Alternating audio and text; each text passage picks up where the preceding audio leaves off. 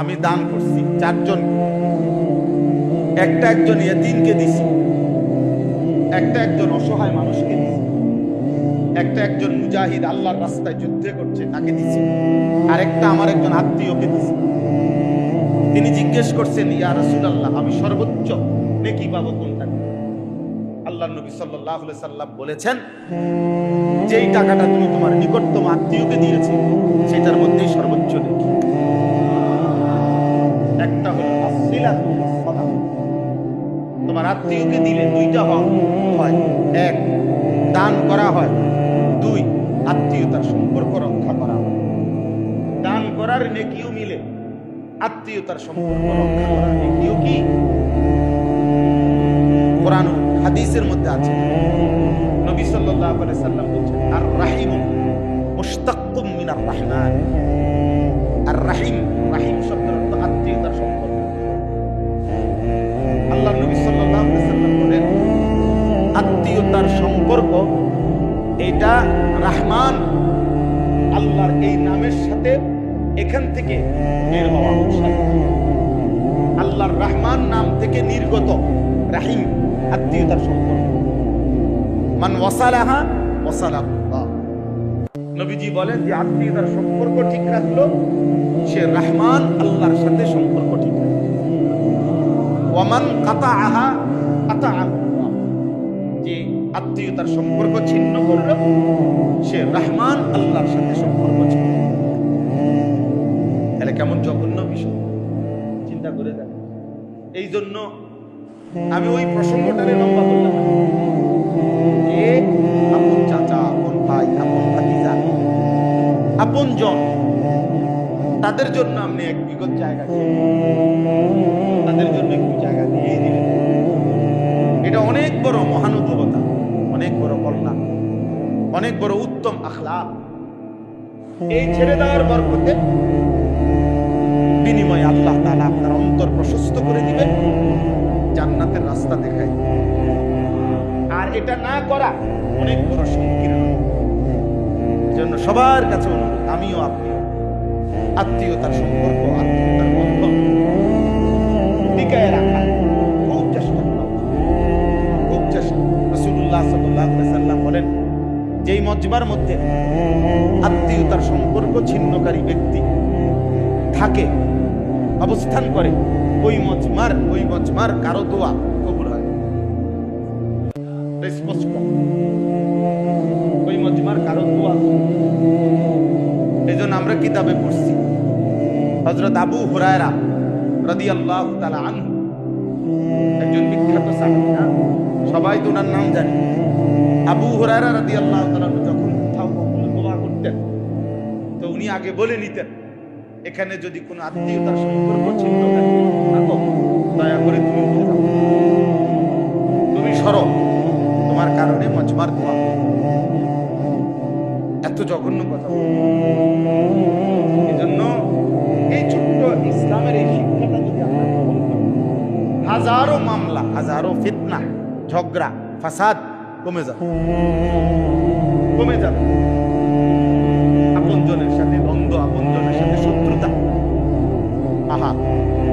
আপন ভাতিজার সাথে রুক্ষ ব্যবহার, আপন আত্মীয়ের সাথে রুক্ষ আচরণ, আপন ভাই, আপন বেরাদর, আমাদের সমাজে এই জন্য দয়া করে এই মন্দ আখলাক থেকে বেঁচে থাকুন। এই ব্যাপারে সর্বশেষ একটা কথা হলো, কোরআনুল কারীমের মধ্যে একটা আয়াত আছে, সূরা নাহল, একটা সূরা আছে কোরআনে, এই সূরার একটা আয়াত আছে, এই আয়াতের মধ্যে আল্লাহ তাআলা, আল্লাহ নিজে, কোরআনুল কারীমের একটা আয়াত আছে যেখানে আল্লাহ নিজে বলছেন যে আমি আল্লাহ তোমাদেরকে ওয়াজ করতেছি। এই কথাটা কে বলছে? আল্লাহ নিজে। ইয়াইযুকুম লাআল্লাকুম তাযাক্কারুন। আল্লাহ বলেন আমি ওয়াজ করতেছি তোমাদেরকে, মানে এটা আল্লাহ পাকের সরাসরি ওয়াজ বান্দার। আল্লাহ বলেন আমি তোমাদেরকে ওয়াজ করতেছি যেন তোমরা আমি আল্লাহর ওয়াজ থেকে উপদেশ গ্রহণ করতে পারো। লাআল্লাকুম তাযাক্কারুন। আল্লাহ এই যে ওয়াজ করলেন যে এই একটা আয়াতে, 6টা বিষয়ের ওয়াজ করছেন। আল্লাহ বলেন আমি তোমাদেরকে 6টি বিষয়ের ওয়াজ করতেছি, আমি আল্লাহ নিজে। এই 6টি ওয়াজ হলো 3টি বিষয় করতে বলছেন, 3টি বিষয় ছাড়তে বলছেন। এই 3টা আদেশ করছে, 3টা নিষেধ করছে, করে এরপরে আল্লাহ বলছে আমি ওয়াজ করলাম। যে 3টা বিষয় আল্লাহ তাআলা করতে আদেশ করছেন সেটা হলো ইন্নাল্লাহা ইয়া'মুরু বিল আদলি ওয়াল ইহসান ওয়া ইতা'i যিল কুরবা। আল্লাহ বলেন আমি তোমাদেরকে 3টি বিষয়ের আদেশ করছি, ওয়াজ করছি করার জন্য। এক, সব ব্যাপারে তোমরা সততা, সমতা, ইনসাফ, ন্যায়পরায়ণতা ঠিক রাখবে, কোথাও কি করবা না, জুলুম করবে। 2, ওয়াল ইহসান, সব ব্যাপারে অপরের প্রতি দয়া, অনুগ্রহ, এটা তোমরা ঠিক রাখবে। 3, ওয়া ইতা'i যিল কুরবা, আমি আল্লাহ ওয়াজ করছি, আদেশ করছি তোমরা তোমাদের আত্মীয় স্বজনকে তাদের হক, তাদের প্রাপ্য দিয়ে দিবে। আল্লাহ তাআলার পুরো কোরআনের স্পেশাল ওয়াজ এই আয়াতটা, সেইখানে পর্যন্ত আল্লাহ এই কথাটা, মানে আমি এই কথাটা বুঝার, ওয়া ইতা'i যিল কুরবা, যিল কুরবা মানে তোমরা তোমাদের আত্মীয় স্বজনকে দিও, তাকে দাও, এটা আমি আল্লাহ স্পেশাল ওয়াজ। আর 3টা নিষেধ করছি, ওয়ায়ানহা, আল্লাহ নিষেধ করছেন আনিল ফাহশা, 1 নম্বর যাবতীয় অশ্লীলতা, বেহায়াপনা, অসভ্যতা, নোংরামি থেকে, জিনা, ব্যভিচার, নারীকে কেন্দ্র করে যে কোনো নোংরামি, ওয়াল মুনকার, এবং সমস্ত গুনাহ থেকে নিষেধ করছি, ওয়াল বাগি, এবং সীমা লঙ্ঘন, জুলুম, এর থেকে নিষেধ করছি। ইয়াইযুকুম, আমি আল্লাহ তোমাদেরকে ওয়াজ করলাম, লাআল্লাকুম তাযাক্কারুন, যেন তোমরা উপদেশ গ্রহণ করতে পারো। তাহলে আত্মীয় স্বজনের প্রতি উত্তম দেওয়া, তাদের হক আদায় করা, তাদের সাথে সদ্ব্যবহার করা, এটা আল্লাহ তাআলার স্পেশাল ওয়াজ। বিশেষ কি? বিশেষ ওয়াজ। আপনারা যারা নিয়মিত মনোযোগ দিয়া জুমার নামাজের খুতবা শুনেন, দেখবেন জুমার নামাজের খুতবা মনোযোগ দিয়া শুনলে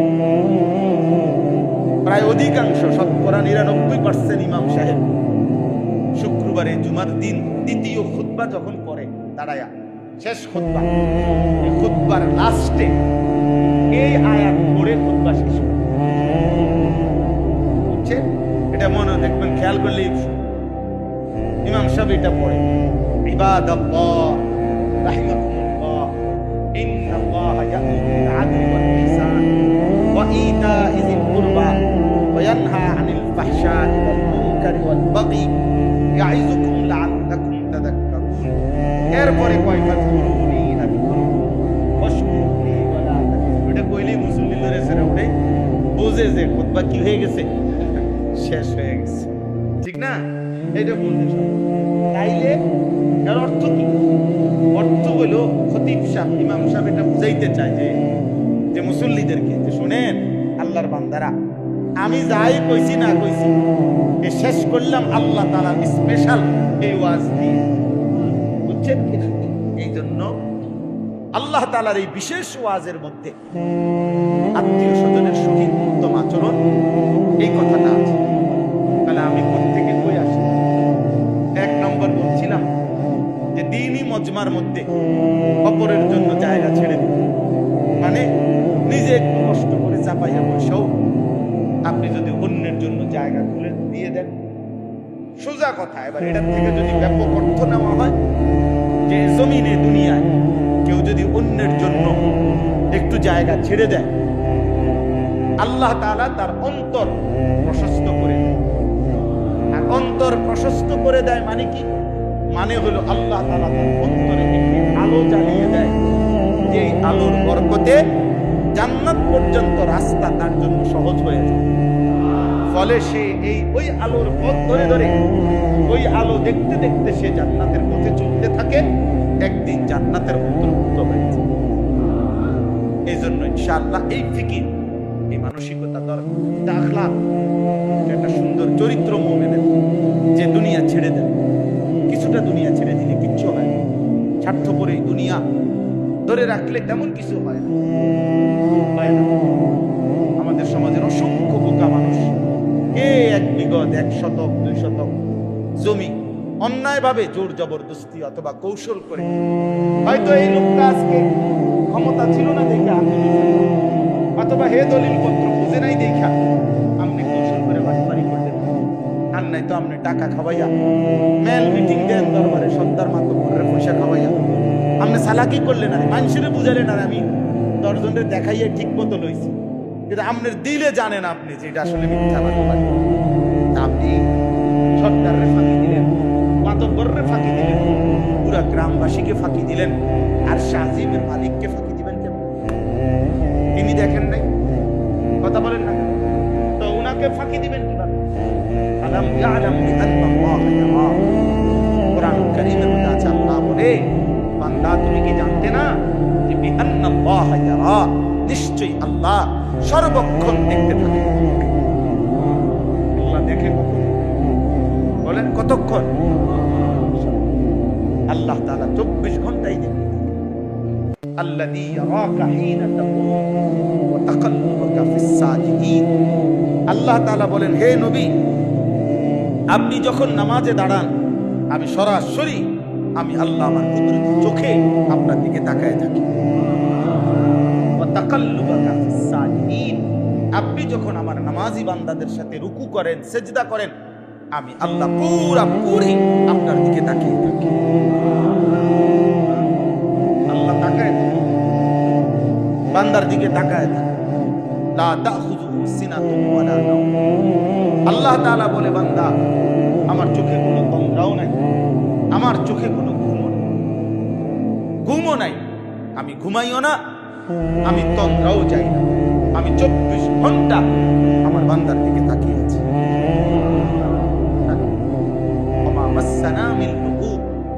আল্লাহ তাআলা বলেন, আমাকে কোনো ক্লান্তি স্পর্শ করে না। লা ইয়াদিল্লু রাব্বি ওয়ালা ইয়ানসা। আল্লাহ বলেন, আমি পথ হারাই না, আমি কারো কথা ভুলেও যাই, আমি কখনোই ভুল পথে চলি না, আমি আমার কোনো মাখলুকের কথা 1 সেকেন্ডের জন্য ভুলে যাই। আমি 7 আসমানের উপরে যখন রিজিক দেই, 7 তবক জমিনের নিচে তখনই রিজিক দেই। সমুদ্রের তলদেশে যখন আমি রিজিক দেই, পাহাড়ের চূড়ায় তখনই আমি রিজিক দেই। মায়ের পেটে আমি যখন বাচ্চা রেডি করি, তৈরি করি, কোটি কোটি জন্তু জানোয়ারের পেটেও আমি ঠিক ওই মুহূর্তেই অসংখ্য প্রাণী তৈরি করি। আমি এক মায়ের পেটের বাচ্চায় যখন চোখ লাগাই, ওই একই সময় আরেক মায়ের পেটে বাচ্চার কান লাগাই, আরেক তার হাত লাগাই। কারণ সব মাস তো 1 মাস, কারো 3 মাস, কারো 6 মাস, কারো 4 মাস, কারো 9 মাস। আমি রব্বুল আলামিন উপর নিচ ডান বাম পুরা কায়নাত একই মুহূর্তে একই ক্ষমতায় আমি রব্বুল আলামিন পরিচালনা। ওয়া আলা কুল্লি শাইইন কাদির। তিনি সব বিষয়ে সর্বশক্তি, সব বিষয়ে সারাক্ষণ। এজন্য নওজোয়ান ছেলে যারা, তোমরাও বলবা, কিশোর যুবক ছেলে, প্রিয় ভাই আমার, বন্ধু আমার, রাতের অন্ধকারে কিংবা দিনের আলোতে, একাকী কিংবা গোপনে তুমি যে মোবাইলে উলঙ্গ ছবি দেখো, নারী দেখো, জিনা ব্যভিচারের দৃশ্য দেখো, হারাম ছবি দেখো, দোস্ত আমার, মা দেখে না, বাবা দেখে না, এলাকাবাসীর কেউ জানে না, কিন্তু নাফরমান মনে রাখো, তোমার মালিক দেখে। যে তোমাকে চোখ দিছে তিনি দেখে, যে তোমার ব্রেন দিছে তিনি দেখে, যে তোমার হৃদয়ের স্পন্দন অক্সিজেন দিছে, যে তোমার নিঃশ্বাস নেওয়ার ক্ষমতা দিছে তিনি কিন্তু দেখে, তিনি দেখে। এই জন্য আল্লাহ তাআলা যেন ডাক দিয়ে বলে, বান্দা আমি কিন্তু দেখি, আমি আছি বান্দা, আমি ঘুমাই নাই। রাতের 2টায় পুরো মহল্লা ঘুমাইছে, মালিক ঘুমাই, আমি আছি বান্দা, আমি দেখতেছি বান্দা। আফসোস ওই ছেলেদের উপরে, আফসোস মুসলমানের সন্তান, যা লম্বা সময় পার হয়ে যায় অথচ তার রবের কথা মনে মালিকের কথা। বদনসিব ওই মা বাপ যারা তাদের 60 বছরের জীবনে 50 বছরের জীবনে চোখের সামনে দেখে গেল যে তার ছেলে আফসোস আফসোস নেই। ব্যর্থ তোমার জীবন বাপ, তোমার বিদেশও ব্যর্থ, তোমার দেশও ব্যর্থ, তোমার বিল্ডিংও ব্যর্থ, তোমার কামাই রোজগারও ব্যর্থ। তোমার চোখের সামনে তুমি বাপ বাইচা থাকতে তোমার নাফরমান সন্তান 18 বছর 20 বছরে এই নাফরমান একদিনও ফজরের নামাজ জামাতে পড়ে না। ফজরের নামাজের ওয়াক্ত হয় কখন এই জানুয়ারি কেউ জানে না। ব্যর্থই বাপ, ব্যর্থই বাপ ফালতু, দুইটাই ফালতু। বাপও স্বার্থপর, এই নাফরমান বাপেরও বুঝছে যে তাও এবারও বুঝছে জি ফুতলাইয়া জীবন মানে হলো ভাতের থালা, ভাতের থালা ভাত ভাত কত দিন আর ঘুম যাও আর পেশাব পায়খানা খালা। আর নয়তো একজন বাবার যুদ্ধ করার কথা, আমি হয় বাঁচবো নয়তো মরে যাব, আমার সন্তান সেজদা ছাড়া মুসলমানের বাচ্চা আমার থাকতে পারবে। তুমি মিয়া কিসের বাপ মিয়া ফালতু এতে মনে না কইছি মনে না এতে বিদেশ পাঠান কিনতে। হ্যাঁ আমরে শিখা আমনের ছেলে আমনের সামনে একটা সেজদা দেয় না, এত বড় জানোয়ারের বিদেশ পাঠাইছেন কিনতে। আপনি না 12 লাখ টাকা লইলেন, আপনি সুদে টাকা নিলেন, কিস্তিতে টাকা নিলেন, আপনি বুঝেন না। হ্যাঁ আমরা বুঝি না, আমরা সিরিয়াল খাই, দুপুরে যদি ভাত খাইলাম কি বলে। আপনি যদি দুনিয়া লুবি না হইতেন আপনি তো আগে এটা বুঝা পড়া করে দিতেন। পরে বেটা তোর কামাই রোজগারি করতে তুই বুঝবেন, তুই খাবি না মরবি সেটা পরে হবে, আগে সেজদা দিবি কিনা সেটা বল। কথা বুঝেন না? আমি মুসলমান, আমার বেঁচে থাকার সার্থকতাটা কি? তাই আমার পরিচয়টা কি? এক মুসলমানের সন্তানের পরিচয় কি? এটা যে আমার সন্তান বিদেশ থাকে, আমার সন্তান চাকরি করে, এটা নিয়ে মুসলমানের পরিচয়। মুসলমানের পরিচয় তো হওয়ার কথা ছিল আমিও সেজদা দেই। কোরআনুল কারীমের মধ্যে আছে ইব্রাহিম আলাইহিস সালাম দোয়া করছে, রব্বি জাআলনি মুকিমাস সালাহ ওয়া মিন যুররিয়্যাতি। রব্বুল আলামিন আমাকে পুরোপুরি নামাজি বানান, ওয়া মিন যুররিয়্যাতি আমার সন্তানাদিদেরকেও নামাজি বানান। এটা তো আশ্চর্য হবেন। ইব্রাহিম আলাইহিস সালাম, ওই ইব্রাহিম সূরাটার নাম ইব্রাহিম, যেখানে এই দোয়াটা আছে, তো এখানে লম্বা দোয়া আছে, এখানে এক পৃষ্ঠার মধ্যে ইব্রাহিম আলাইহিস সালাম অনেকগুলো দোয়া করছে, বুঝছেন? কিন্তু এই কথাটা যখন বলছে যে আল্লাহ আমাকে নামাজি বানান এবং আমার সন্তানাদিদেরকেও নামাজি বানান, এই কথাটা বলার সময় উনি একটা আশ্চর্য কথা বলছে। বলছে কি, রব্বানা ওয়া তাকাব্বাল দুআ। উনি কথাটা এইভাবে বলছে যেন আল্লাহকে, যে আল্লাহ আমার আরো কথা আছে, দোয়া আরো আছে, এটি কম, তবে এইটা এখনই কবুল করেন। এটি পরে এইগুলা দোয়া হইলে হইব, না হইলে নাই, আগে এইটা কি করে নেন, এইটা পরে। এটা আমার স্পেশালি দোয়া, আমারে নামাজি বানান, আমার সন্তানকে নামাজি বানান।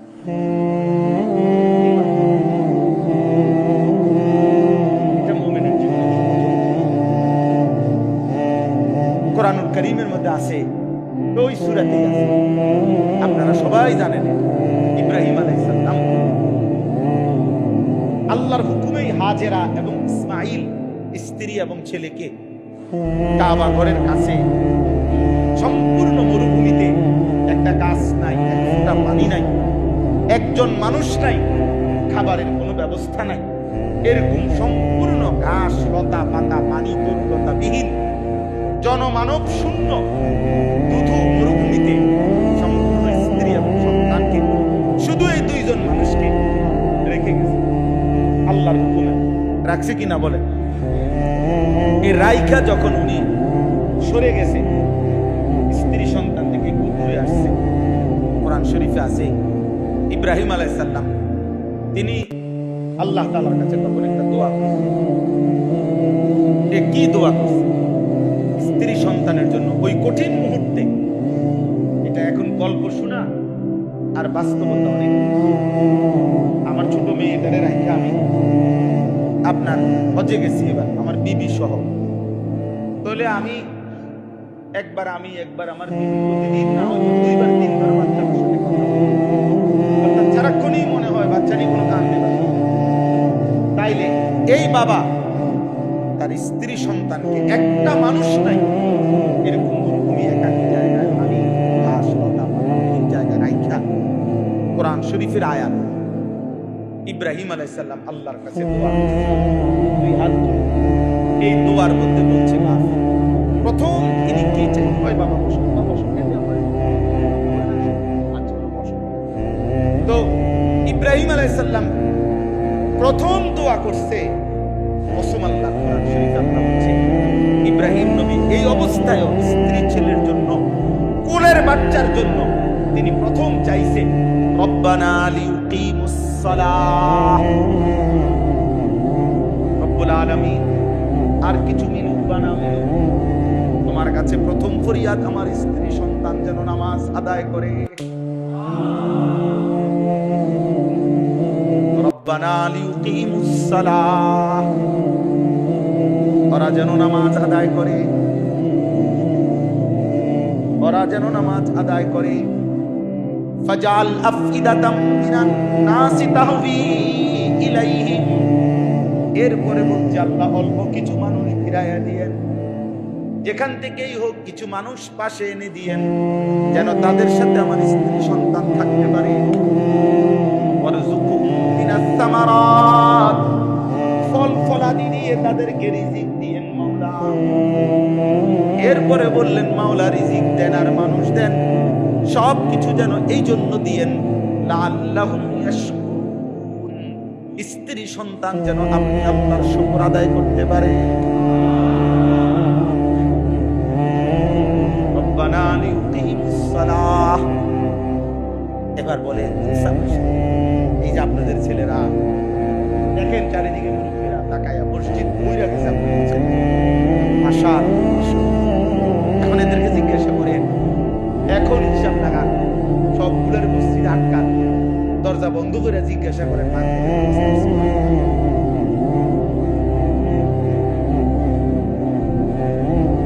মাগরিবের নামাজ পড়ছে, হিসাব লাগান কে ওদেরকে সেজদা বলে,